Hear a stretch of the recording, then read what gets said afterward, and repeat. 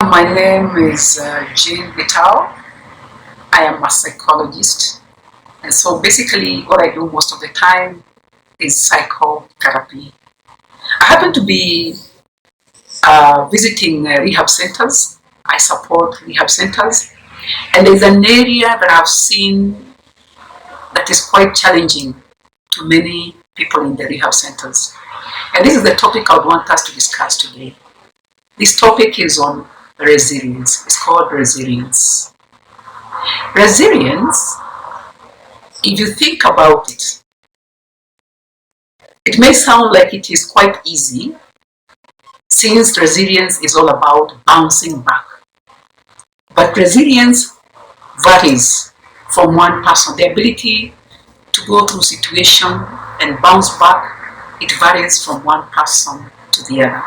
And so resilience is bouncing back after a serious event or after hitting the rock bottom in life. So you can hit rock bottom in different situations. For example, think about divorce.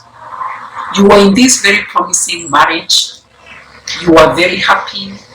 Your children were so much assured of this security because, as we all know, marriage offers security. But it happens that when divorce takes place, all the parties involved, that is the husband, the wife, and the children, they experience difficulties. They hit rock bottom in one way or the other. Because over and above money, they're likely to experience a lot of losses.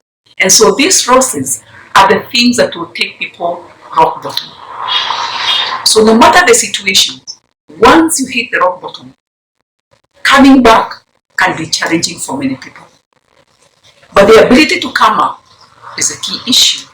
And so I want us to discuss one way of that can help one to be able to revolve back or to be able to bounce back.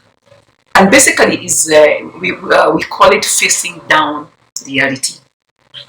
Everyone should be able to face their reality. What is the reality on the ground? So the reality on the ground for this case is that divorce has taken place. And the key persons, which is now the wife and the husband, cannot be able to stay together anymore for one reason or the other. And so as it is, one has to come and appreciate that this is a fact on the ground. And so as such, what should I be able to do? What should I do? This has taken place.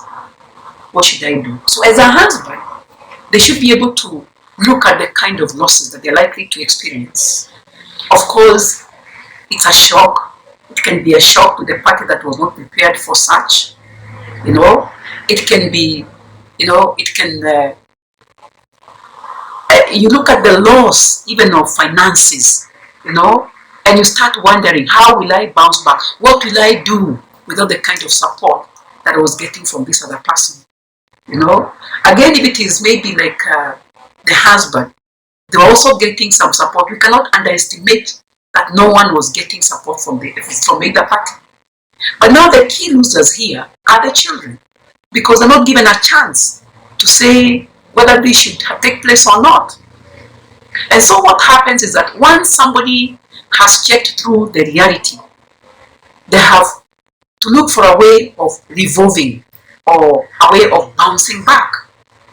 And this is quite key, because you may never get a chance to give your contribution, or maybe your contribution to be considered, and that can be quite difficult. And so resilience is something that many people have not looked into it so seriously. Even companies, when they are hiring people, sometimes they're not able to look into this, whether one has the ability to bounce back after something has happened. And so it is very, very important for us as human beings to know that as we continue living, things will happen, both positive and negative. And most of the time, the fact is, when the negative things happen, they can hit us so hard. They can sit on us such that we are not able to bounce back. And so the ability to bounce back is quite key. So looking at the reality on the ground will always help us, because you'll be able to appreciate the facts that as much as I don't like what is happening in my life, this is a truth on the ground. And so the moment we appreciate what is happening to us, we get some energy, to be able to bounce back. Because we're able to ask ourselves, now that this is the truth, then what should I do? What should I do? I've experienced this kind of a loss. Look at the loss and appreciate that this is what is happening to me. I don't like it, yes, but this is the truth on the ground. And so the moment you start appreciating the facts and the truth, the reality on the ground, you're able to gain the energy to be able to bounce back. And so this is quite key for all of us. That it is true, I don't like this. I don't like it at all. It pains. It hurts. So much. But what can I do? Think of a young girl who have conceived. Yes, I am pregnant.